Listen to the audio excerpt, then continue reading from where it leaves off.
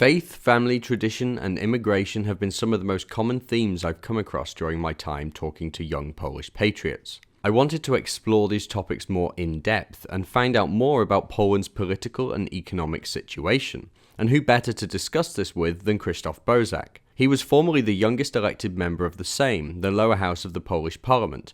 He's now the vice president of the National Movement and one of Poland's best-known voices on immigration. Krzysztof kindly invited me to his party's Warsaw headquarters to analyse Poland's political situation further. Well, the other day we were outside of a sermon that was taking place, and we met some young guys involved in military reenactment. I even met a young 10-year-old boy who really knew his history about Poland, and it was really fascinating talking to him.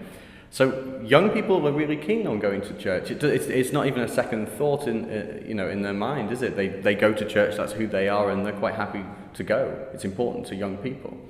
Yes, for a big part of young people, not for everybody. Yeah. I should underline it because, of course, we have also liberal youth and people who are atheists or who are Christians but do not practice their faith. But of course, for the big part of youth, being Christian is still important, and they try to develop their relation with God and follow 10 commandments and so on. And I think it is possible because of the strong family, because this is the place where you get the faith.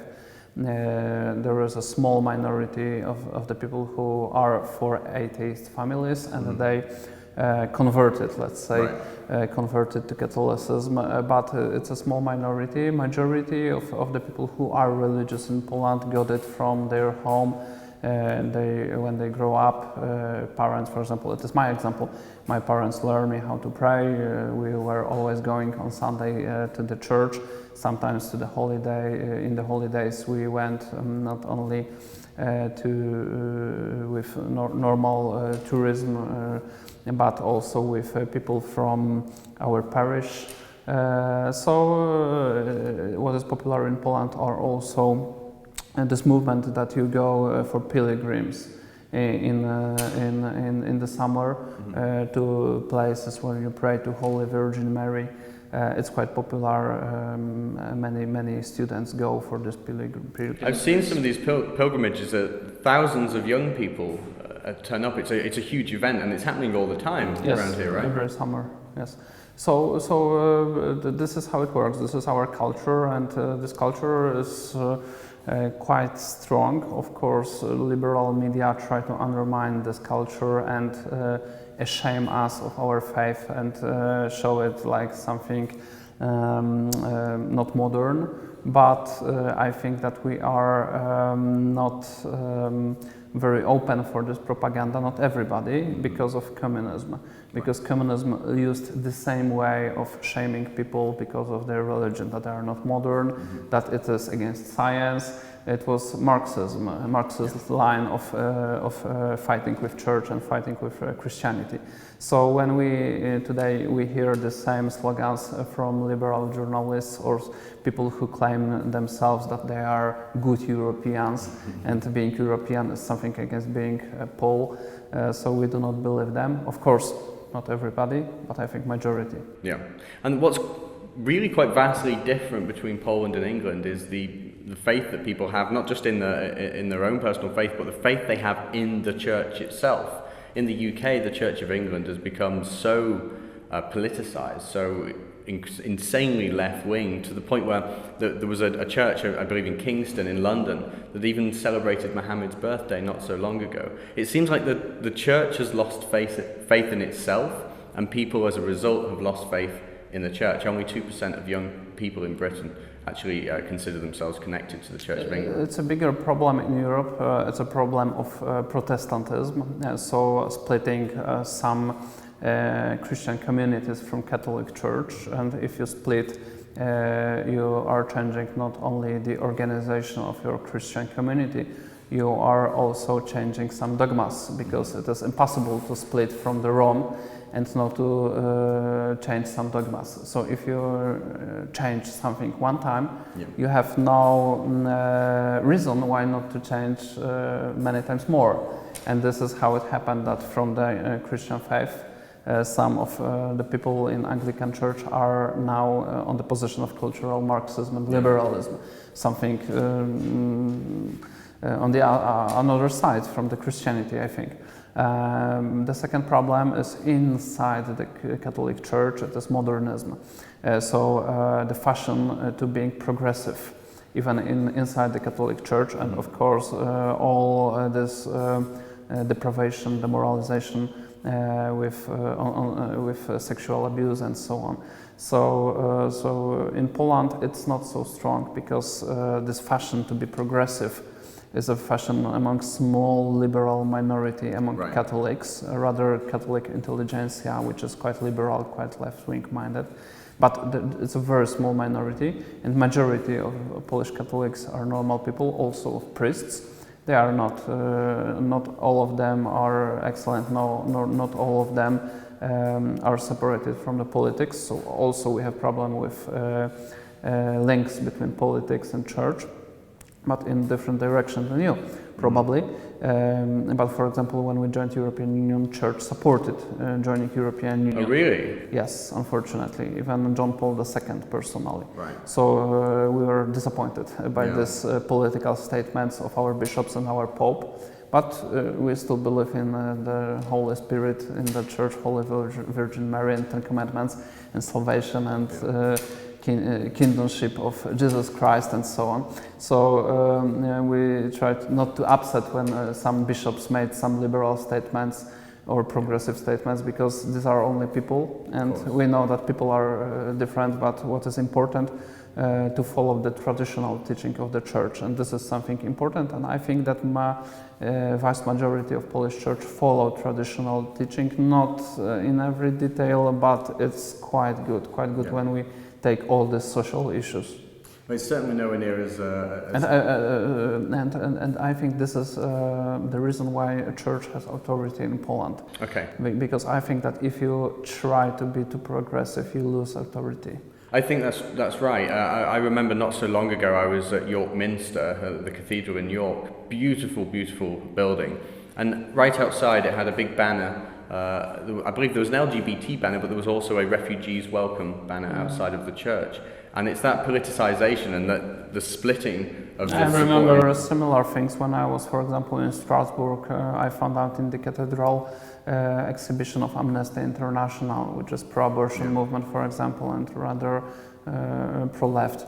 In Poland we do not have, there are some priests who are interested in politics. They talk about politics a lot, right-wing, left-wing, different, but majority of priests understand that this is not their mission. And I think that this is why church works quite good, not without problems. Of course, we have also some sex abuse scandals or some other things, but it's not so important. And my feeling is that the experience of many Polish Catholics is that their priests are good people.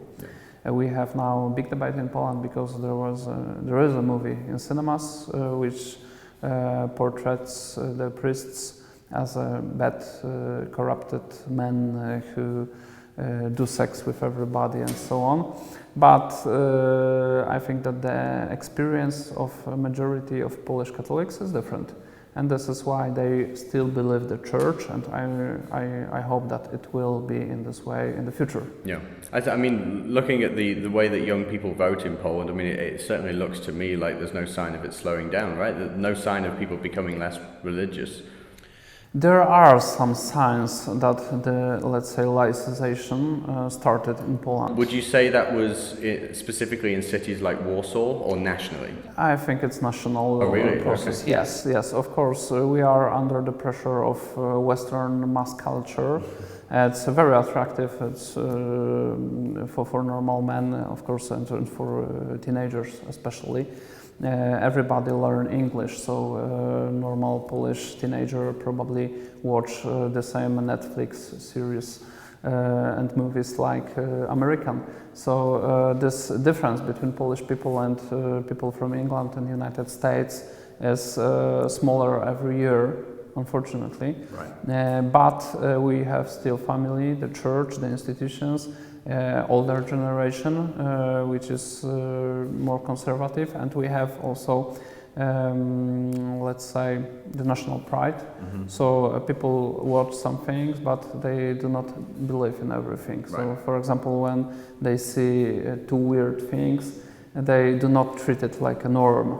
Right. So, for example, all this multicultural propaganda, it is nobody trusted in Poland except freaks from extreme left. The people in Razin, the political party. Oh yes, yes. We had neo-Marxist party, neo-Marxist quarterly. I think that they are everywhere, but they are a small minority, and normal people do not follow it. Right. But we have some decrease in attendance in Sunday mass. Okay. So some bad things started, and we will see where we will be in the end. Because if majority of young people vote for parties that are called right, it does not mean that these parties are very conservative. They could look like conservative from Western perspective, but from Polish perspective, it's rather center. Yeah. Okay, well, moving on slightly, another great topic to talk to you about is immigration, of course, and many people in the West have this very romantic view of Poland saving the West again, right? And I would say your immigration policy is certainly better than England. I believe the gross figure was over 600,000 in 2017. But in Poland it's much smaller, but it's not perfect, right? The immigration policy here is, I mean, there's still an issue, right?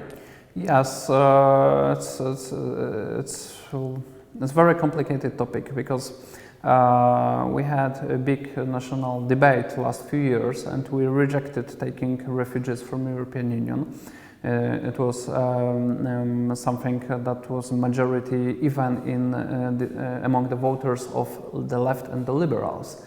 Even the voters of liberal parties didn't want refugees from European Union. They were the Poles that if they supported, they will be against their own voters. Right. But it was 2 or 3 years ago, and now the situation is changing. So we take probably more than 1 million immigrants from Ukraine, Belarus, and other Eastern European countries. They are quite similar to us when we take the culture or even how they look like. Yeah. So you can see it in Poland. Even we do not feel it that something has changed until we hear the language and we see the advertisements in different alphabet. So yeah, I've seen Uzbekistan advertisements and things. Oh, maybe, but now we have some Ukrainian also advertisements, especially because the biggest majority among this immigration from last few years is Ukrainian immigration. And it's huge change in many Polish cities. This is first. And second thing is demography.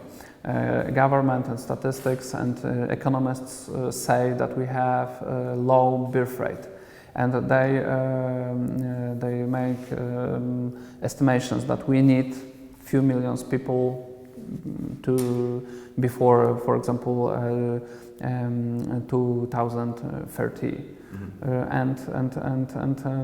and they started pro-immigration policy. The nation don't want it, but people are confused. People understand that maybe we need these people because somebody should work for our pensions. That's what they told us. And for the healthcare and so on, and the economy is developing, and they media and even right-wing media and right-wing trade unions or something or enterprise unions say to the people that if you would like growth, you need labor, and we should import the labor. And what started last 2 or 3 years, and we said especially this year, and that immigration from Asia started to Poland. It's something new. It was never something like that in Poland. We of course had some Arabs who run kebab bars. It was always, but it was, or people from Vietnam who run small restaurants. It was always, but very small minority. And now we can see much more on our streets, especially in Warsaw and in this region of capital city, but in other cities as well.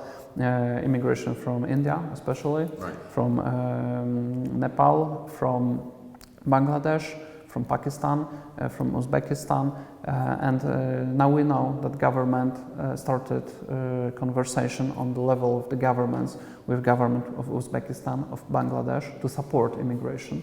And also they said that they will make a treaty with Philippines to import Philippine people here. So we are strongly against that, and we believe that our government now they are traitors of let's say, because they said that we will not take immigration of different culture, non-European immigration, and now they invite them. So I think that we are at the beginning of big national debate as a national movement, and me personally, we try to develop this debate because there was any discussion in parliament about that. The policy started, our diplomacy worked on it, but it is only a silent agreement between business and government. So nobody talk about it. Mainstream media does not organize any debate. And we try to develop it because we think that this is the big social change, and what they prepare for us is for us, we are in the same situation as Western nations in the 50s and 60s when they start mass immigration. Even in 1997, I mean, 50s and 60s is really when it started. I think it was 1948. British Nationality Act, but anyway, in 1997 when Tony Blair came to power, that's when the borders really opened and things changed drastically, and we were never asked, the British people were never asked, do you want this rapid change? And I would agree with you, it's cooperation between big government and big business. And what is interesting and to understand the Polish situation, because our government party, Law and Justice Party, is described abroad as a nationalist party, anti-immigrant party, and it's completely not true.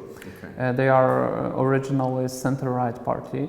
They catch voters of nationalist and Eurosceptical parties, like my former party, League of Polish Families, but they were never this way. They are not in their heart pro-national and against immigration. So to understand the situation, look who is the Prime Minister of Poland. Prime Minister of Poland is a former advisor of Donald Tusk, the leader of European Union, and he was his economical advisor when he was a Prime Minister of Poland and when he was inviting refugees from European Union.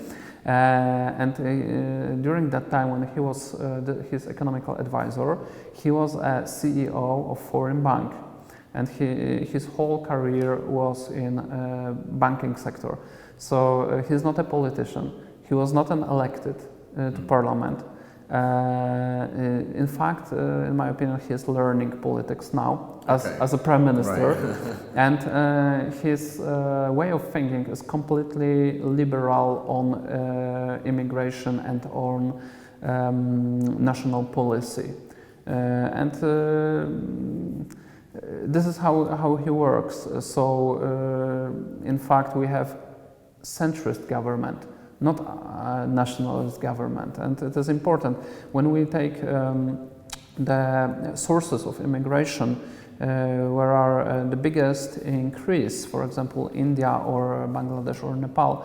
We have increase about 2, 3, or even 400% in 2 years.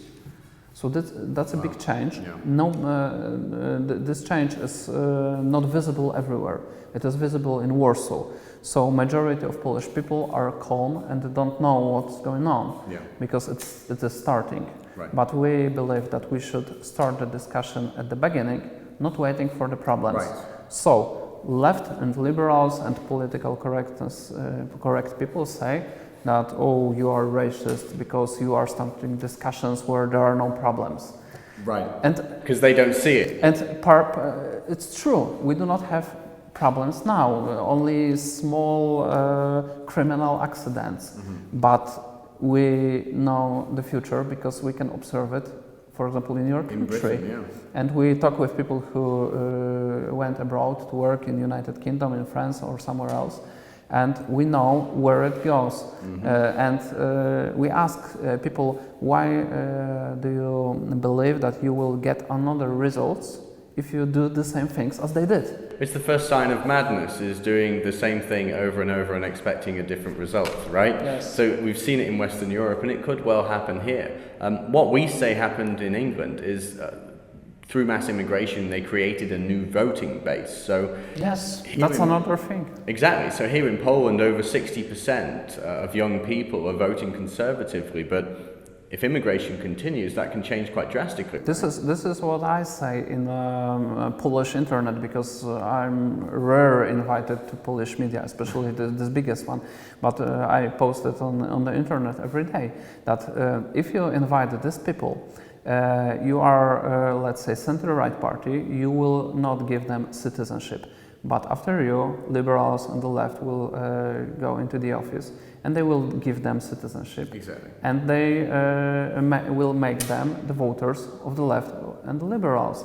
Because there is no country in the world where immigrants vote for National Conservative Party. It's impossible. Because if you prize your culture, your faith, and your national identity, migrants don't like it because they have another identity and another feelings. So it's quite obvious for me that if center-right party invites immigrants, they build political base for their enemies. So it's a kind of political suicide, isn't it? Yeah, absolutely. And well, we see young people fighting back politically, and people in your own party, and they're doing it culturally as well. What would you say the general feeling is among young people in Poland about immigration? Is it positive or negative? It's very hard to say. I think that people have very mixed opinions. Maybe majority is against Muslim immigration. Okay. And what is most surprising for me is that government is inviting Muslim immigration from these countries, like I said, Pakistan, Bangladesh, Uzbekistan. I think that it looks like so weird. I can't believe they are so stupid that they try to do it. I can't imagine, because we have information from Polish Muslim community that now they in our country start to feel under the pressure of more radical immigrants. So it started, this Islamization process. But so I think that maybe majority people is against Muslim immigration, but there is a common opinion that there are different sources of immigration, non-Muslim, which are safer and which will integrate in a good way. And many people believe, for example, that immigrants from India or from China or from Vietnam, that these are these good immigrants who are calm, peaceful, hardworking, and they will integrate very good. And in one generation, they will be Polish people. And also there are these hopes that these Philippine people who are Catholics, as we know, majority of them, and they will be good citizens. So maybe you can tell me, is it true that if they are not Muslim, it's a safe immigration, even if it is mass immigration? Because I believe that there is no safe mass immigration. All mass immigration is not safe. Well, that's the problem. Mass immigration causes these problems. There are many people that come to the UK and have assimilated and love that country, and they assimilate really well indeed. But there are, again, larger populations which don't, and they form ghettos and parallel systems of education, legal systems. Even if they are not Muslim? Yeah, that happens as well. So it's mass immigration which is a real problem. For example, what I heard about people from Bangladesh, these acid attacks. Yes, so the acid attacks that are happening in London started in a part of the city that was largely Bangladeshi, South Asian. And that's where it started, and then it spread to the black gangs and the white gangs, and now it's quite common. And Polish media say that they are hardworking peoples, and when we criticize the immigration from Bangladesh, we are racists. Because we don't like them because of how they look like, not who they are. You know, it's logical and rational to see what's happening in the rest of the world and come to a conclusion based on that. And it's not a generalization. It's not saying that every single person from these countries are going to be terrible people. As I say, many of them have turned out to integrate very well indeed, but it's in these mass numbers, in such quick succession as well, it doesn't seem to work. And it's really interesting to hear that in Poland, while your immigration system is, I would say, much better than ours, it still has its problems. Yes, I think that our system of immigration is changing. Mm-hmm. You are just in a year that we are opening borders as a country. Okay. You are here in Poland now at the beginning of the process, and we are going to stop it because we believe it's a national suicide if we because we are not so strong nation. We are strong in our feelings, but our state is not so strong to govern many different ethnicity groups and rule of all this mess like you have in your country. Mm-hmm. You have a very big amounts of money and resources to rule all these people who are conflicted. For example, when you take people from Burma, from Pakistan, Bangladesh and India, they hate each other. Right. And they kill each other. And then we end up with those conflicts on our streets. We can see it in Germany. You have Kurds, Turks, and they fight each other. Yeah. People from Africa, from different nations. So why to start it in Poland? It's so weird, and only because of economical growth. I do not believe it completely, and I think that there are many people who think like that, but people in Poland are methodically brainwashed by mainstream media, even right-wing media. This state-owned media, which are now under this so-called nationalist Law and Justice Party, which is not nationalist in any way, they are also brainwashed in this political correct way. So, for example, 1 week ago we had an article on website of Polish television, national television, and the title says everything. It was, it says, foreigners love Poland, and in this article that they are new Poles, they are becoming Poles, and when we put some bad information, it's not in mainstream media. It's, for example, in Voice of Europe, and they say that we promote Russian propaganda because the source is not correct. Right. Sometimes, in fact, it's not correct. We don't like using Russian sources. But if Polish media use censorship against their own citizens, so you have to. It's very bad situation strategically. It's very bad situation. So we should develop independent media which show to the people at the beginning of the process when it's controversial. Because if you had ghettos, it's not controversial. Maybe in Poland, maybe in your country, it is still controversial to talk about ghettos. Yes, it is. But if we had ghetto in Warsaw, it would be not controversial to talk about this. Okay. But if you have hardworking Asian people, and you point your fingers and say, or you are Hindu people, is it a good idea to invite you here? So it's controversial, and it's hard to talk about this, not being accused of racism or even nationalism. For some Polish public, it's something bad to be a nationalist, even for right-wingers, because they believe that our tradition is multi-ethnic commonwealth. Right. And partly it's true, but it was pre-modern time.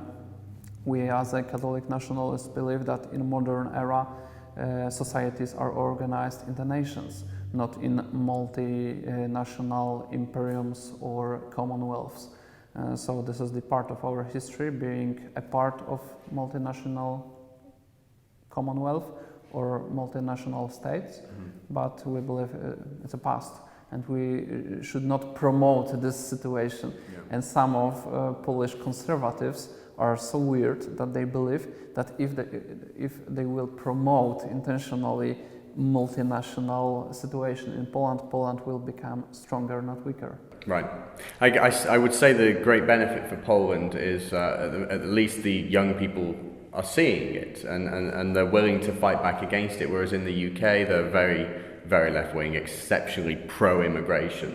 And I wonder, just finally, if you might have a message to the left-wing youth of Britain, but also any advice for patriotic young people in Britain who feel completely intimidated by the left. I think I was in Britain one time. I talked many times with people from Britain and other countries, and I think that many people are completely brainwashed, and they know nothing about classical political thought or heritage. They are ashamed of their national identity, of the history of Europe. They are shaped by cultural Marxists. And we need to red pill them, let's say so. It's very hard, because if they do not believe in God, they do not have religious feelings.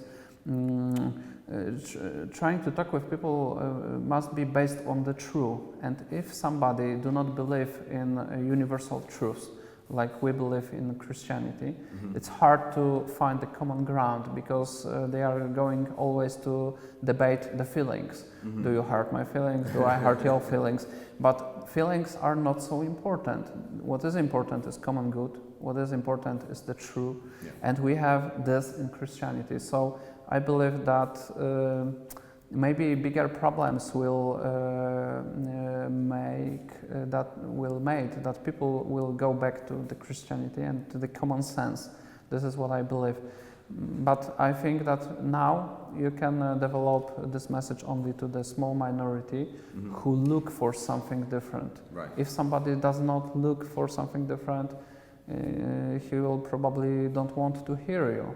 We have similar problem in Poland, not in this scale, but it is starting that there are people who can't discuss issues openly.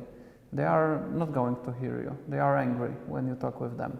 They are starting to be angry when they feel what they don't want to hear. And it's not a problem, I believe, as a Christian and as a conservative, as a traditionalist, let's say, I believe it's not a problem only of the mind. It's a problem of the heart.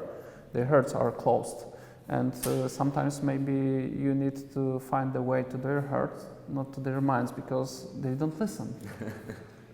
That's brilliant. So I guess you would say, go back to church, read your history. To which church? To the traditional Catholic, maybe. Right. But if somebody is not a religious person, when you take him to the church, it could change him, but also you have no guarantee. So I think it's very, very, very difficult to change the situation when you are in such point like Great Britain now.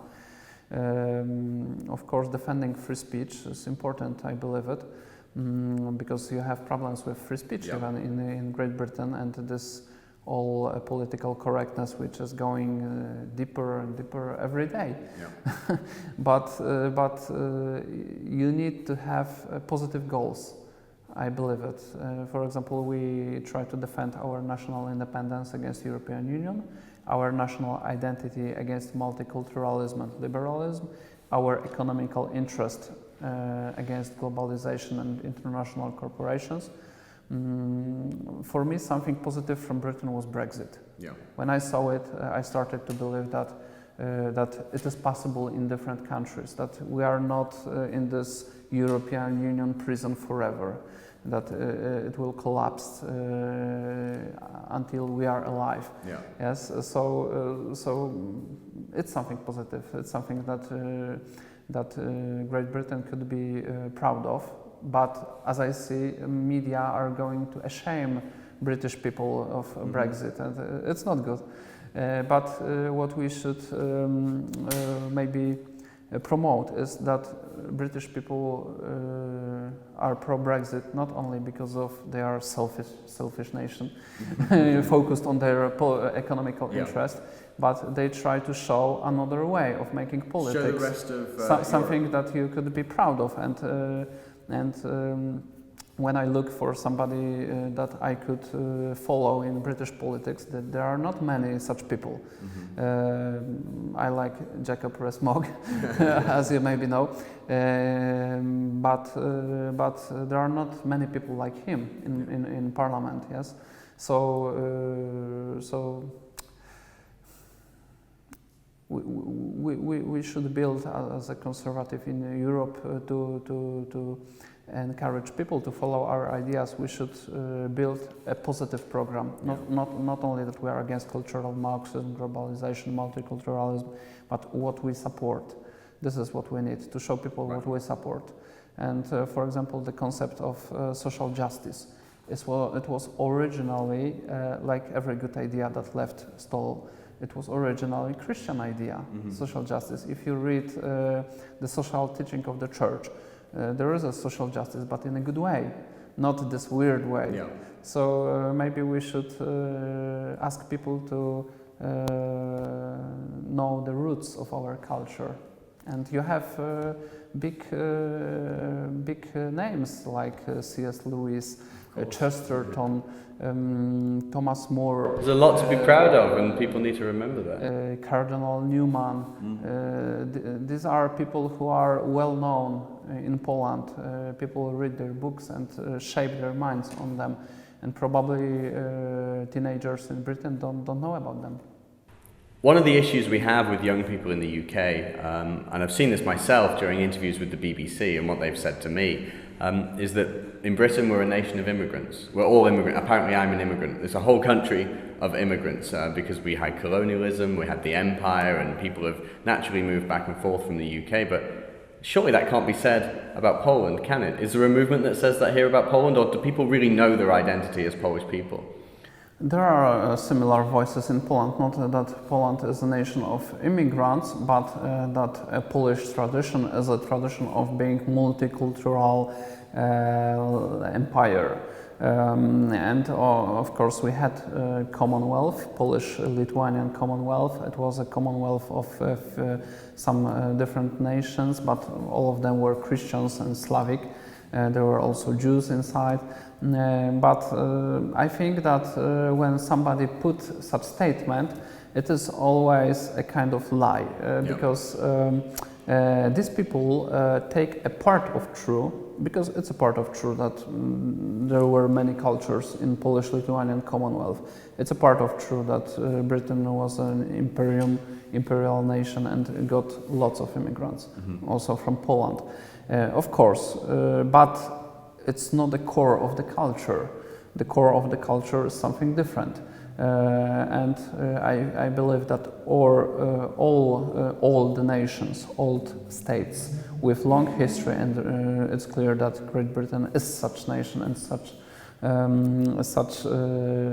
state, has something like national culture.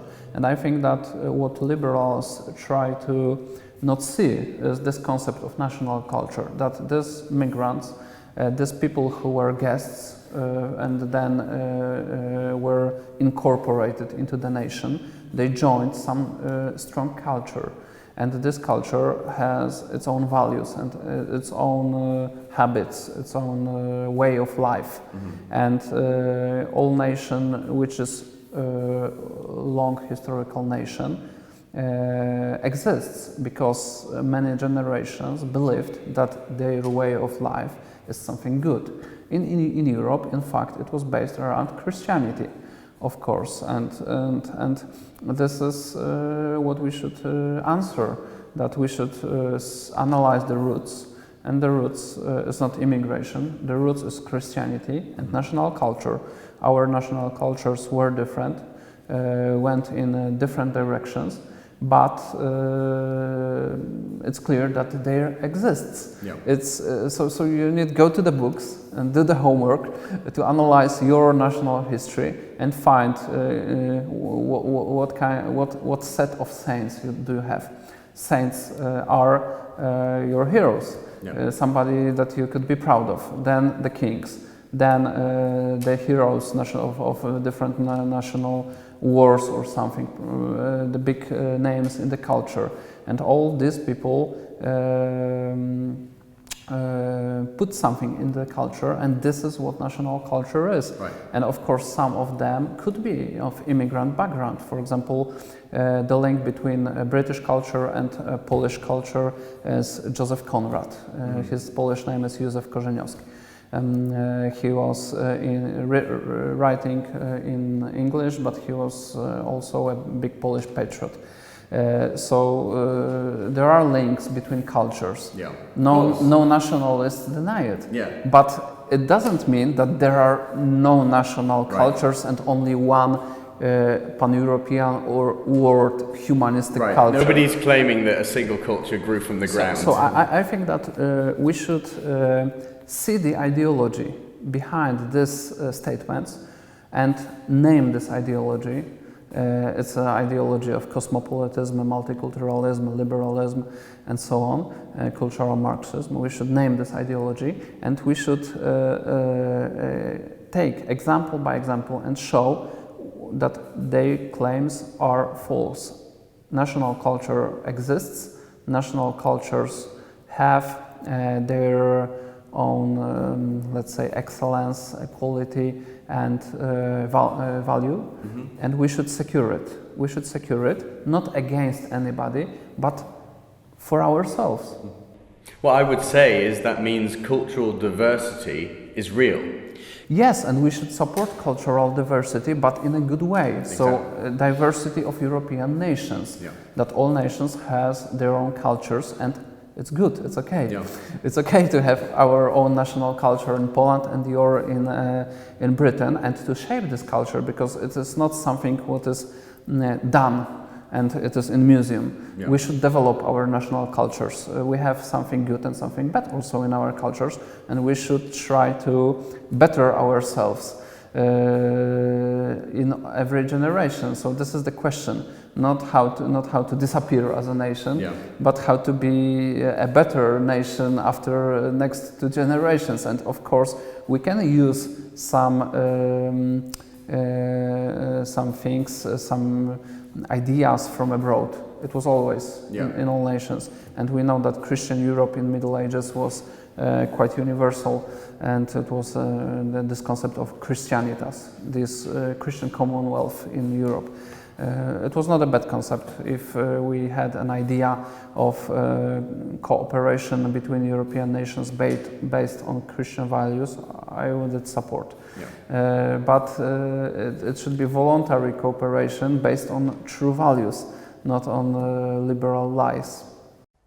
I want to discover the real story in Poland, not the story from the mainstream press that Poland's just a racist country, but in fact the real story that the Polish youth are voting more conservatively than ever and standing up in the face of far left and EU tyranny. Will you help me cover our modest expenses for hotel, airfare and cabs? Will you help us raise £1,000 to cover this important work? Please go to rebelpoland.com. Thanks so much for your support. If you'd like to help us cover our modest expenses for this trip, please go to rebelpoland.com.